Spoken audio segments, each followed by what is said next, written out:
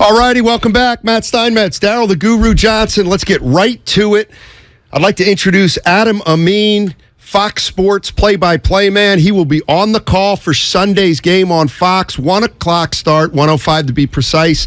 Seahawks at San Francisco. Adam, thank you so much for joining us. Appreciate it, man. Oh, absolutely, boy. Great to talk with you. Yeah, let me ask you this. We got a tiny issue out here at quarterback, apparently. You're broadcasting, obviously, Sunday's game. Can you give us some insight on how you determine maybe how much you're going to play the Lance Garoppolo thing, or from a camera standpoint, how often you want to show certain people? How do you decide what's important to tell and what might not be as important to tell the viewer? Yeah, I think it's a great question, and I'll try to pull back the curtain as much as I can here. I feel like when we go into these meetings, right, we get the benefit of getting time with a lot of these players and coaches, coordinators. We get a chance to kind of get as much insight as possible. And listen, sometimes I feel like the questions that I ask are a little bit more dictated by what guys like you were talking about, or what the newspaper writers, beat writers are discussing, right, or what maybe some pundits are talking about, just because I need to at least be aware of it. And then when I come in and you maybe ask a question that is geared towards that, you'll get an answer that's either dismissive or, trying to step aside it or what have you. But oftentimes coaches are like, listen, this is how it's happening. This is how it's playing out.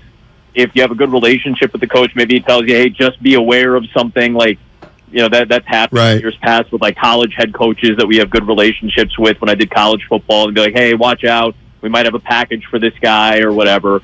So like you try to ask the questions that are pointed enough to get the information that you need, and you try to make sure you establish, like, I'm not here to break news. I'm not here to, blow up your game plan. I need to know, and my producer and my director and my analysts need to know, so we know what we need to worry about. Do we need to worry about this guy? Should I take notes? Should I spend 25 minutes reading stories about what he was doing, in his high school days as a running back, so that I can bring that up, or do I not want to waste my time on that? So that's kind of the approach that we take when we go into these meetings and try to get a little bit more insight. Right. Based on the answers, based on what we feel, based on what we think might happen, you always want to be prepared for all these scenarios. We'll just, based on the information that we get, we'll try to decide how much energy we want to dedicate.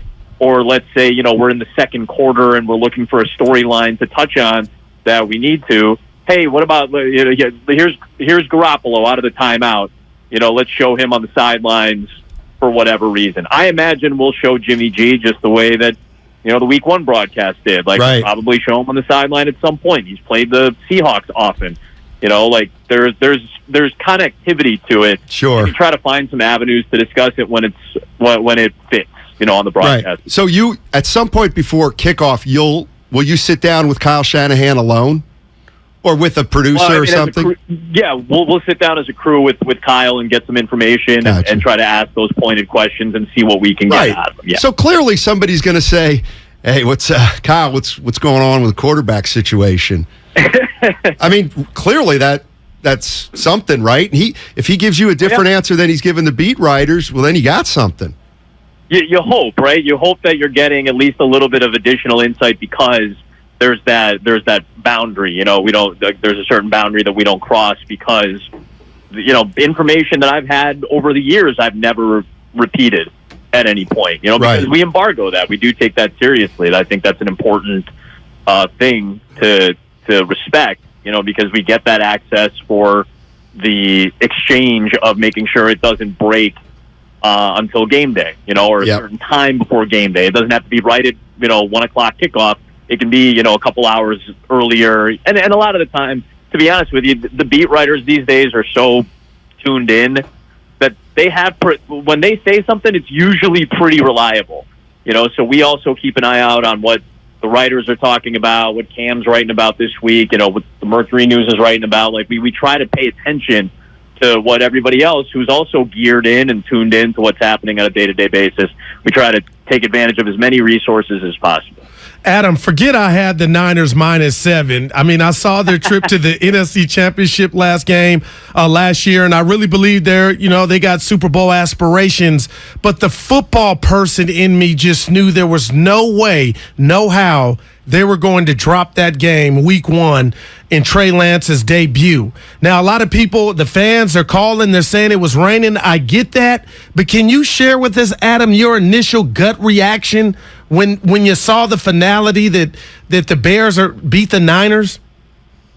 I was surprised. I was kind of shocked, frankly, to see the defense struggle in the second half with some of the blown coverages, with some of the defensive holding penalties, with some of the personal foul penalties. And frankly, that's a game that if you don't make those mistakes, if you execute properly, you probably win that game. It was 2 or 3 key plays, but those are the things that turned around the entirety of the game. It turned around the tenor of the game. So for me, it was a little bit of a shock. When we do talk about the weather, I think, yeah, that does mess with your offensive game plan a little bit, a lot, frankly. You want Trey Lance to be able to throw cleanly. You want him to have the freedom to be able to throw on the routes that he wants to throw on. But, hey, he missed the throw to Tyler Kroft. That's a throw that you got to make, right? At this level, you got to make that throw. And in the second half, when the weather got really bad, I imagine Kyle Shanahan wasn't too happy that he had to call some pass plays and put Lance into a little bit of a tougher spot. So I do think the weather plays a major factor on offense, but I don't think it should account for some of the blown coverages, for some of the mistakes, the dropped interception. Those are things that those are mistakes you can't afford to make. So I think you have to keep in mind that everything is complementary. Both sides of the football are complementary to one another. If you have a lead in that second half, you feel more comfortable running the ball anyway. I know Mitchell was hurt. That obviously doesn't help either. So there's a lot of factors to it, and I agree with you. I think the football player in you probably looks at that and goes, this roster is better than that roster. Why didn't this roster win a game? That makes sense to me. I do think the 49ers are a very talented roster, especially when healthy. But there's got to be a certain level of execution. That being said, it was week 1. You saw what happened to the Packers last year. They got trounced in week 1 and then, rattled off a really solid regular season. No reason to believe that can't happen for the Niners coming up this week, starting this week, essentially.